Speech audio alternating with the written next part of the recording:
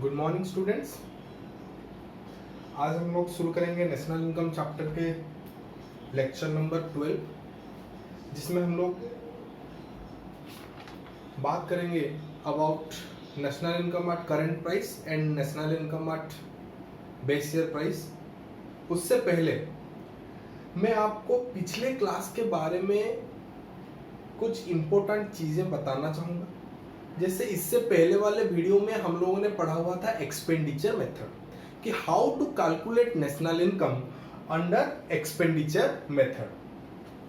वहां पे हमको पता था कि सर एक्सपेंडिचर मेथड में नेशनल इनकम कैलकुलेट करते time we have to find a platform, और उस प्लेटफॉर्म का नाम क्या था sir? GDP MP.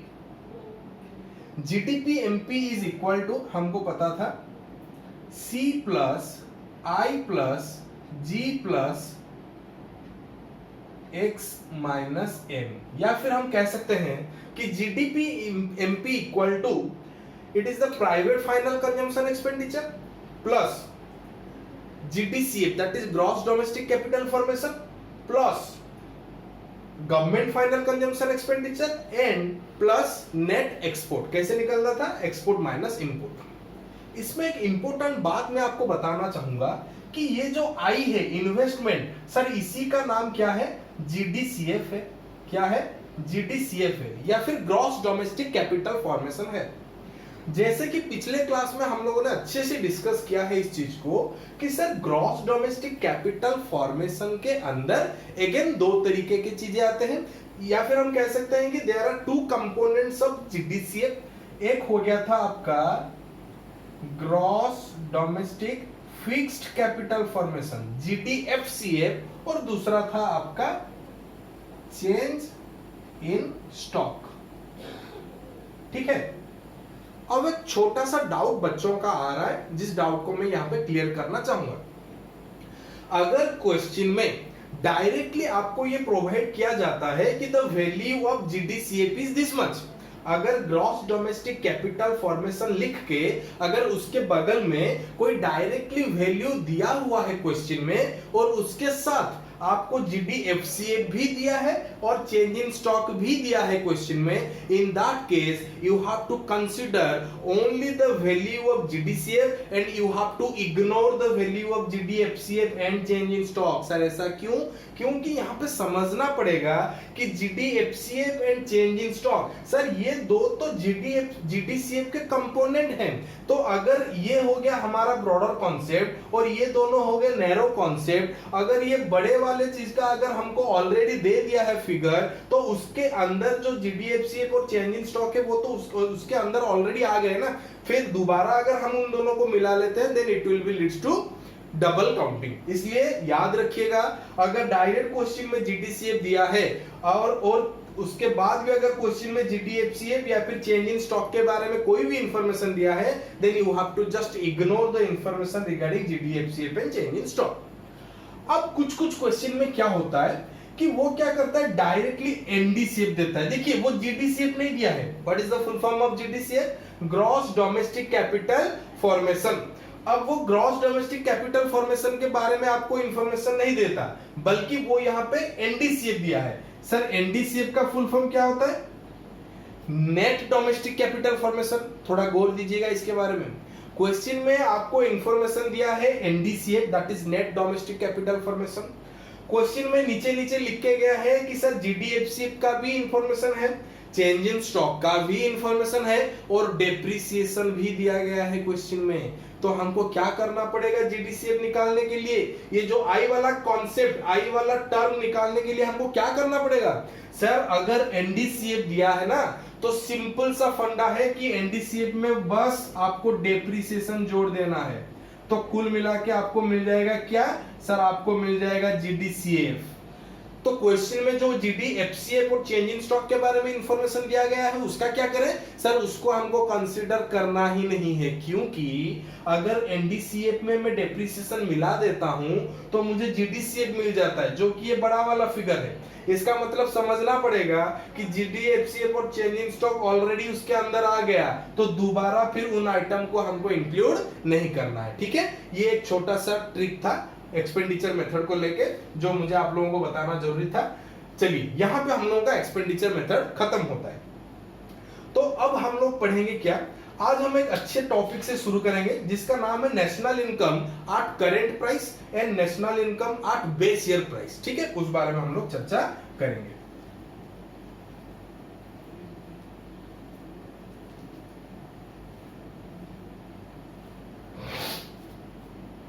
National income eight current price.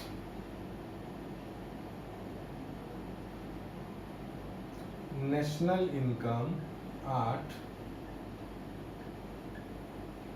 Current price. दूसरा हो गया आपका national income at base year price.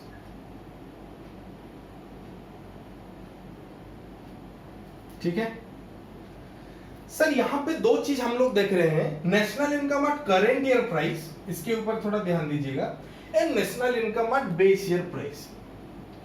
11th class के स्टैटिस्टिक में इंडेक्स नंबर चैप्टर में हम लोगों ने कुछ चीजें पढ़ी हुई थी जिसको हम कहते हैं sir current year price and base year price. Current year क्या होता है और बेस ईयर क्या होता है, इसके बारे में हमको थोड़ा बहुत जानकारी है 11th क्लास के स्टैटिस्टिक के वजह से, फिर भी उस चीज को मैं दोहराना चाहूंगा। पॉइंट 1, सर करंट ईयर का मतलब क्या होता है और बेस ईयर का मतलब क्या होता है। करंट ईयर मतलब वो असेसमेंट ईयर, वो फाइनेंशियल ईयर जहां पे अभी हम लोग हैं, या फिर जिस करंट ईयर को लेके अभी, जैसे कि हम लोग बता सकते हैं कि अभी का जो करंट ईयर चल रहा है वो क्या करंट ईयर चल रहा है sir, that is year 2020 and 21, क्योंकि 1 अप्रैल से लेके 31 मार्च तक हम लोगों का एक अकाउंटिंग ईयर रहता है। तो अभी हम लोग किस करंट ईयर में है, 2020 एंड 21 में हम लोग हैं। ठीक है, तो ये हो गया हम लोगों का करंट ईयर। अब पता चला बेस ईयर क्या है सर। बेस ईयर हम एक ऐसे ईयर को पकड़ते हैं जिस ईयर में कोई प्राइस फ्लक्चुएशन ज्यादा मार्केट में देखने को ना मिला हो, या फिर हम ऐसे कह सकते हैं कि एक ऐसा ईयर जहां पे थ्रू आउट द ईयर हमारे कंट्री में एक इकोनॉमिक स्टेबिलिटी देखने को मिला था, कोई नेचुरल हैजर्ड्स नहीं हुए, कोई इन्फ्लेशन नहीं हुए, कोई रिसेशन नहीं हुए। हमारे जो इकोनॉमिक्स के जो कुछ स्टेजेस हैं, जैसे आपके हो गए inflation, deflation, recession, recovery, boom, ये सारे जो एक उतार चढ़ाव है इकोनॉमिक में, तो वो उतार चढ़ाव हमको उस पर्टिकुलर ईयर में ज्यादा देखने को नहीं मिला। That particular year is free from price inflation, या फिर हम कह सकते हैं कि किसी भी प्रकार का प्राइस फ्लक्चुएशन उस पर्टिकुलर ईयर में हमको देखने को नहीं मिला। तो उसको हम लोग क्या कहते हैं, स्टैंडर्ड ईयर कह सकते हैं। क्या कह सकते हैं, एक स्टैंडर्ड ईयर कह सकते हैं, उसको हम लोग कहते हैं बेस ईयर। और बेस ईयर किसको लेना है ये ऑलरेडी आपके क्वेश्चन में दिया रहेगा। फॉर एग्जांपल यहां पे हम लोग बेस ईयर ले लेते हैं 2010 को। किसको बेस ईयर ले रहे हैं, बेस ईयर इज योर 2010, और यहां पे हम लोग करंट ईयर ले रहे हैं 2020। ठीक है, तो यहां पे करंट ईयर हम लोग ले लिए 2020 और बेस ईयर फॉर एग्जांपल हम लोगों ने लिया हुआ है 2010 को। तो sir what do you mean by national income at current price and what do you mean by national income at base price. Simple फंडा है, when the national income of the country is calculated as per the price of the current year, as per the price of the current year, that is the price which is prevailing in the market during 2020। मैं फिर से दोहरा रहा हूं, the national income which is calculated by taking into consideration the price of the current year, that is 2020, then that will be known as national income at current price। वैसे ही जब हम country का नेशनल इनकम निकालेंगे, but जब price लेने का बारी आया तो प्राइस हम लेंगे 2010 का। बात को समझिए, प्रोडक्शन वही 2020 का होगा, प्रोडक्शन, आउटपुट, फिनिश्ड प्रोडक्ट, ये सब हम 2020 का लेंगे, बस उसको प्राइस में मल्टीप्लाई करते वक्त प्राइस हम ले लेंगे बेस ईयर प्राइस को। किसको ले लेंगे, बेस ईयर प्राइस को। 2010 में जो प्राइस था उस प्राइस को खाली मल्टीप्लाई करना है, तो वो आपको निकल के आ जाएगा national income at base year price. Sir base year price को हम सब जानते हैं कहा जाता है P0। क्या कहा जाता है, P0। Sir current year price को क्या कहा जाता है, P1। क्या कहा जाता है, P1। यहां पे मैं एक छोटा सा एग्जांपल आप लोगों को दूंगा। मान लीजिए 2020 में हम लोगों का टोटल क्वांटिटी या फिर हम कह सकते हैं टोटल आउटपुट, हम लोगों का टोटल प्रोडक्शन कितना हुआ है सर 100 यूनिट्स। ये एक एग्जांपल के तौर पे हम लोग ले रहे हैं। मान लीजिए 2020 में the total quantity of finished product that is produced by our economy is 100 unit. अब बारी आया नेशनल इनकम कैलकुलेट करने का। कैसे करें सर? Quantity into price. तो अगर P1 that is the price which is relating to 2020 या फिर हम कह सकते हैं सर ये करंट ईयर प्राइस है। आज के डेट पे करंट ईयर प्राइस है 20। ठीक है, आज के डेट पे करंट ईयर प्राइस कितना है 20 और बेस ईयर में 2010 में प्राइस कितना था सर? प्राइस था 10 रुपया 10। तो अब हम निकालेंगे national income at current price and national income at base price. तो कैसे निकलेगा? 100 इंटू 20 कर देने से हमको क्या निकल के आया 2000। अगर वही 100 आउटपुट को मैं बेस ईयर प्राइस से मल्टीप्लाई करता हूं तो मेरे को निकल के आएगा 1000। तो 2000 जो फिगर निकल के आया this is nothing but national income at current price, whereas ये जो 1000 आपको निकल के आया ये हो गया आपका national income at base year price. ठीक है, यहां तक कोई दिक्कत नहीं होना चाहिए। अब आप देखिए इसको कहा गया करंट ईयर प्राइस और उसको कहा गया बेस ईयर प्राइस के तौर पे निकाला गया national income. National income at current year price is also known as nominal national income. इसका और एक दूसरा नाम भी है मार्केट में जिसको कहते हैं nominal national income.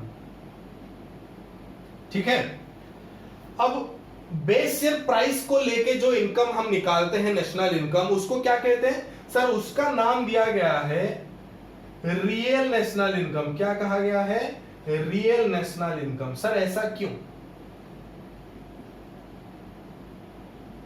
Real national income. ठीक है, क्या कहा गया है? Real national income. ऐसा क्यों कहा गया है उसके ऊपर थोड़ा चर्चा करेंगे। फॉर एग्जाम्पल आप लोग मान लो कि 2010 में हमारा प्रोडक्शन कितना हुआ था?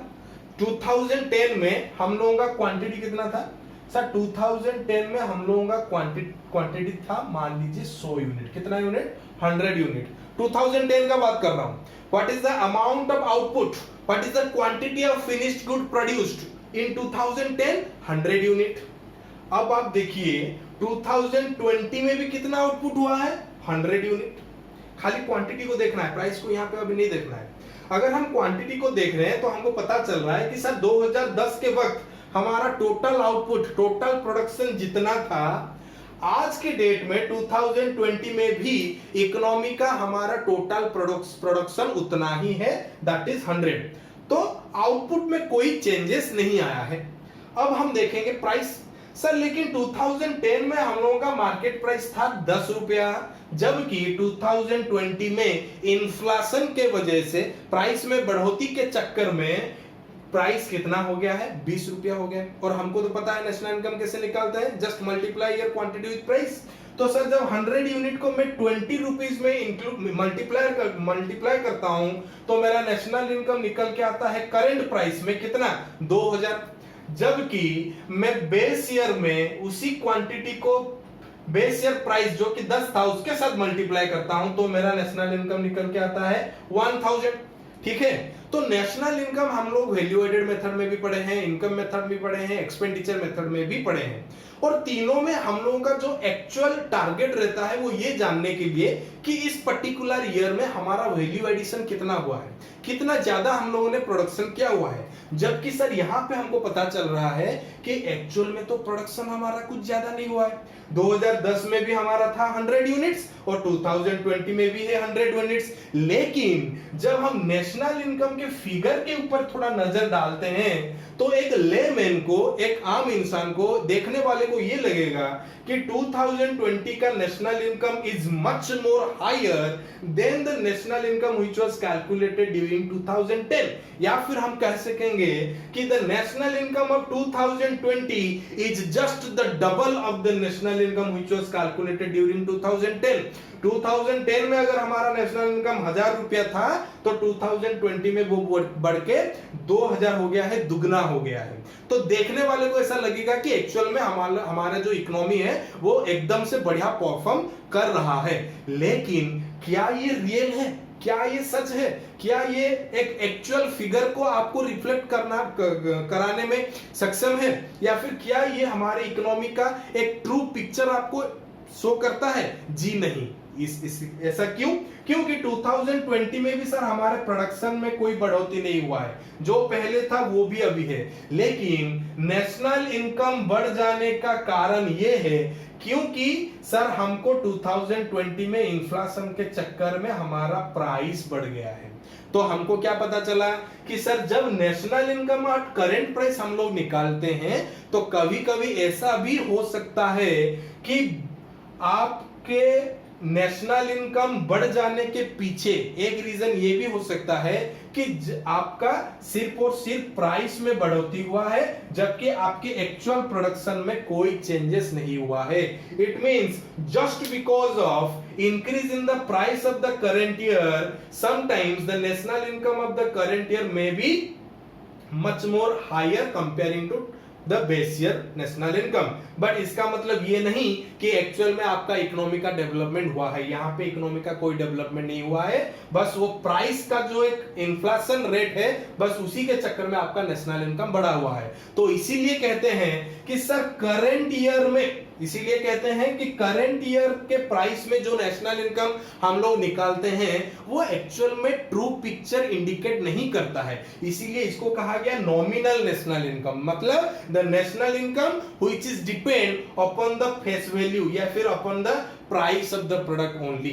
बट जब रियल नेशनल इनकम का बात हम करते हैं ये आपको एक एक्चुअल फिगर शो करता है, क्योंकि अगर आप 2020 में रह के भी अगर national income according to the price of base year निकाले तब आपको पता चलेगा कि एक्चुअल में इकोनॉमी का फिगर क्या है, एक्चुअल में इकोनॉमी का पोजीशन क्या है, आप डेवलपमेंट के तरफ जा रहे हो या फिर आपका डिटोरिएशन हो रहा है। ये सारा कुछ आपको कब पता चलेगा? जब आप national income at base year price निकालो। ठीक है, तो ये हो गया national income at current price, this one is known as national income at base year price. एक बार पढ़ लेते हैं। National income at current year price का मतलब हो गया it is the money value of goods and services produced in a year measured at the prices of the current year. वैसे ही national income at constant price भी कहते हैं, किसको? Base year price को। देखिए तीन नाम मिल गए sir, national income at base year price, national income at constant price, या फिर it is the real national income. ठीक है, ये मेन डिफरेंस है नॉमिनल नेशनल इनकम और रियल नेशनल इनकम के बीच। चलिए एक और एग्जांपल देके मैं आप लोगों को समझाता हूं।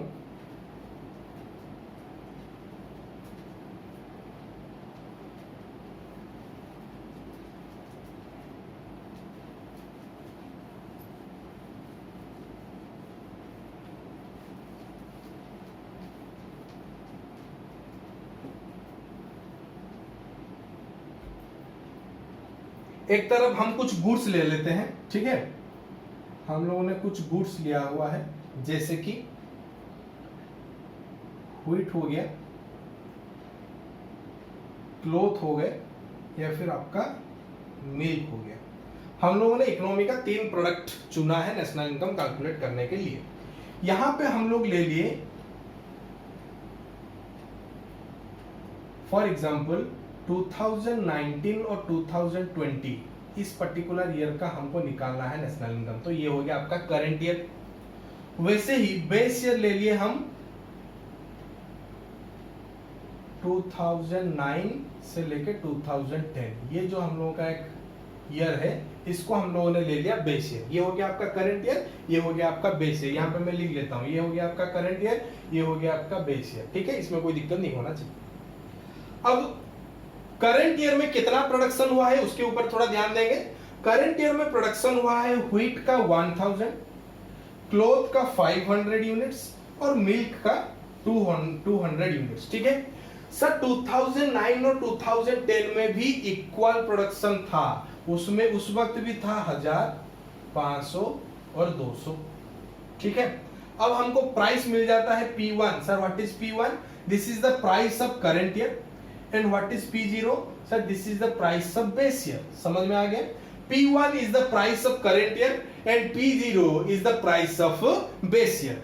अब P1 के प्राइस में हम लिखते हैं 12, 10 and 12, whereas the base year price is 7, 6 and 8। ठीक है, अब हमको पता है नेशनल इनकम कैसे निकालते हैं। सर 2019-20 का हम जो नेशनल इनकम निकालेंगे वो दो तरीके से निकाल सकते हैं, या तो 2019 एंड 20 का जो नेशनल इनकम हम निकालेंगे उसी ईयर का प्राइस लेके निकालेंगे, या फिर बेस ईयर प्राइस लेके निकालेंगे।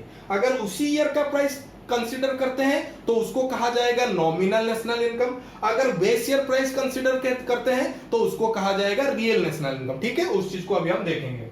1000 इंटू 12 या फिर अगर 2020 के क्वांटिटी को मैं Q1 भी लिख सकता हूं। चलिए यहां पे हम लिख लेते हैं Q1 और इसको लिख लेते हैं हम लोग Q0। ठीक है, तो Q1 P1 करना है 1000 into 12 that is your 12,000, 500 into 10 that is your 5,000, and 200 into 12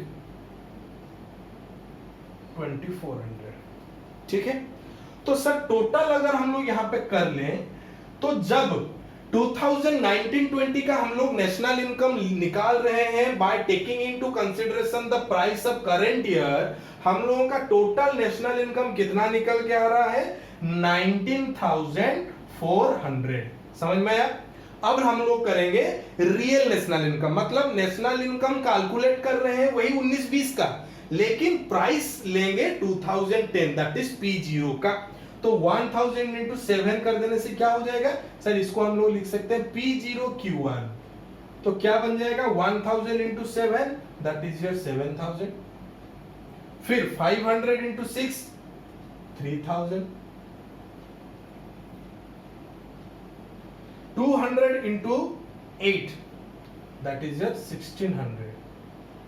तो इसका टोटल कितना निकल के आ गया, इसका टोटल निकल के आ गया 11,600। कितना निकला 11,600। समझना पड़ेगा सर, ये जो 19,400 निकल के आया ये है आपका नॉमिनल नेशनल इनकम। क्या है नॉमिनल, जबकि ये जो 11,600 निकल के आया this is your real national income, this is your real national income. तो यहां पे अभी हम लोग देखेंगे, अगर एक लेमैन को बोला जाए कि ये फिगर को देख के आप बताओ कि कौन से ईयर में नेशनल इनकम ज्यादा है, तो वो तुरंत फिगर को देख के बोलेगा कि P1 Q1 मतलब 2019-20 में जो नेशनल इनकम है वो बहुत ज्यादा है, या फिर हम लोग कह सकते हैं कि the nominal national income is much more higher comparing to the real national income. ठीक है, जबकि अगर हम डिटेल स्टडी करें तो हमको पता चल रहा है कि सर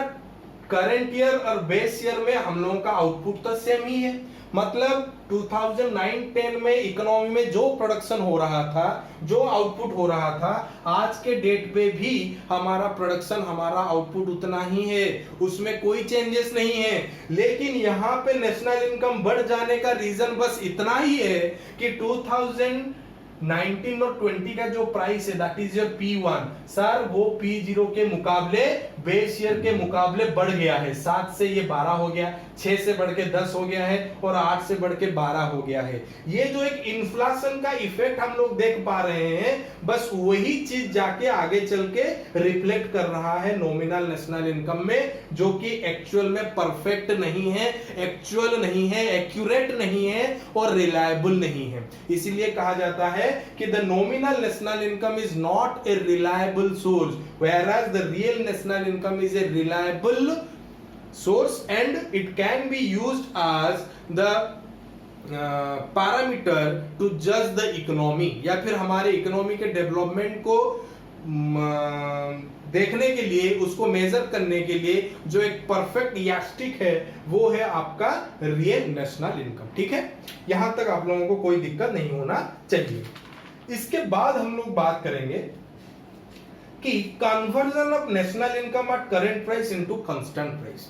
अगर हम लोगों को national income at current year price दिया गया है दैट इज 19,400। समझ में आ गया सर? ये जो 19,400 निकला है, this is the national income eight current year price, या फिर this is the nominal national income.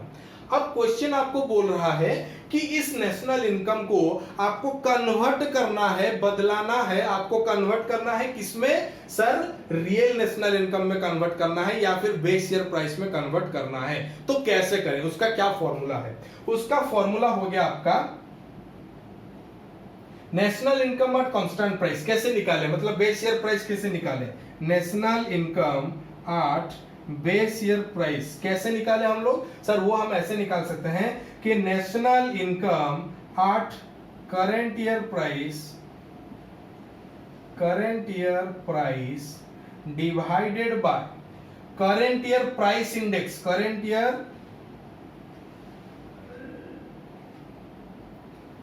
Price index into 100। अब ये 100 क्या है मैं आपको बता दूं, ये 100 एक्चुअल में है आपका बेस ईयर इंडेक्स। हर जगह पे हम लोग बेस ईयर इंडेक्स को 100 ही मान के चलते हैं, और करेंट ईयर का जो भी इंडेक्स होगा वो आपको ऑलरेडी क्वेश्चन में दिया रहेगा।